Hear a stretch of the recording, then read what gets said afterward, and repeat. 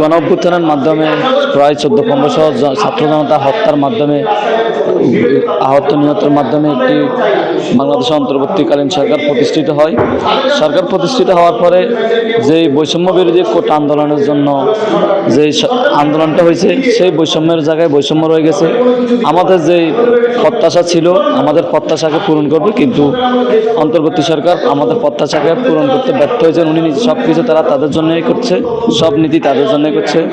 ঐক্যমত কমিশন করছে, এরপরে আপনার জুলাইয়ের জন্য যা যা করছে কিন্তু সব তাদের অধীনেই করেছে। কিন্তু যারা জুলাই আন্দোলন করছে তারা এই অভ্যুত্থানের পর থেকে তারা কোনো ফ্যাসিলিটি পায়নি। ফ্যাসিলিটি পেয়েছে সংখ্যাগরিষ্ঠ অল্প কিছু, ঢাকা ইউনিভার্সিটির সিন্ডিকেটের কিছু লোক এই ফ্যাসিলিটি পেয়েছে। যারা প্রকৃত জুলাই যুদ্ধ এক্সট্রিম মশার কয়েল প্ল্যান্ট ফাইবার দিয়ে তৈরি, তাই সহজে ভাঙে না, সুগন্ধিযুক্ত ও নিরবিচ্ছিন্নভাবে জ্বলে। ডেঙ্গু, চিকুনগুনিয়া বাহি সহ যে কোনো মশার বিরুদ্ধে দেয় এক্সট্রিম সুরক্ষা।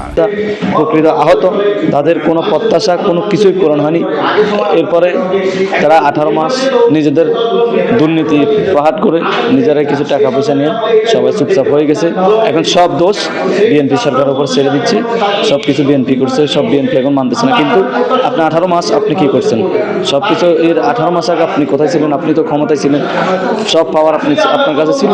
আপনি তো 18 মাসে জনগণের প্রত্যাশা চাইলে আপনি 18 মাস না 18 দিনে আপনি অনেক কিছু দৃশ্যমান উন্নত মান জুলাই যোদ্ধাদের জন্য কিছু করতে পারতেন। কিন্তু জুলাই যোদ্ধাদের জন্য মুক্তিযুদ্ধ যে জাদুঘর করা হয়েছে, জুলাই জাদুঘর করা হয়েছে, কিন্তু জুলাই জাদুঘর আমরা দেখছি জুলাই জাদুঘরে শত শত কোটি টাকা দুর্নীতি হয়েছে, কিন্তু জুলাই জাদুঘরে জুলাই যোদ্ধাদের জন্য তেমন দৃশ্যমান কিছুই করা হয়নি। জাদুঘর করতে আসলে এগুলো রাখা যায় না। কিন্তু জুলাই যোদ্ধাদের যে প্রত্যাশা ছিল, আহত নিহত শহীদদের যেই তালিকা করা হয়েছে, কিন্তু তালিকাটা প্রকৃতপক্ষে যারা জুলাই আন্দোলন করে না তারাও গেজেটভুক্ত হয়ে টাকা নিচ্ছে, কিন্তু এটা খুবই দুঃখজনক। আজকে আমাদের এই সংবাদ সম্মেলন ছিল যে বৈষম্যের জন্য আন্দোলন করা হয়েছে, সেই বৈষম্যের জায়গায় রয়ে গেছে, কোনো পরিবর্তন হয়নি। বরং এটা আরও দেশের জন্য, রাষ্ট্রের জন্য এটা সব থেকে খারাপ। যারা আন্দোলন করছে তাদের অবস্থা সব থেকে বেশিরভাগ খারাপ।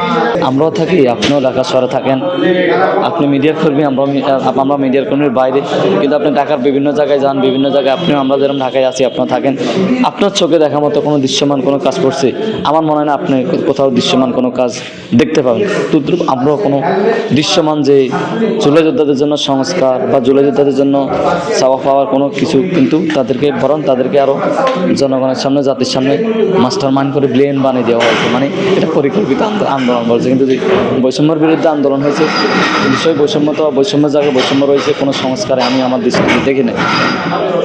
আপনার নাম এবং আপনার কি পদে ছিলেন তখন? আমি আকরাম, আমি তখন বৈষম্য বিরোধী ছাত্র আন্দোলনের সংগঠক ছিলাম। আমি প্রাইভেট সাউথ এশিয়া ইউনিভার্সিটি থেকে পড়াশোনা করছি। এরপরে তো এই আন্দোলনের সাথে ছিলাম, কিন্তু 18 মাস তাদের এই সার্কেস খেলাটাই দেখলাম, কোনো দৃশ্যমান কিছুই দেখলাম না।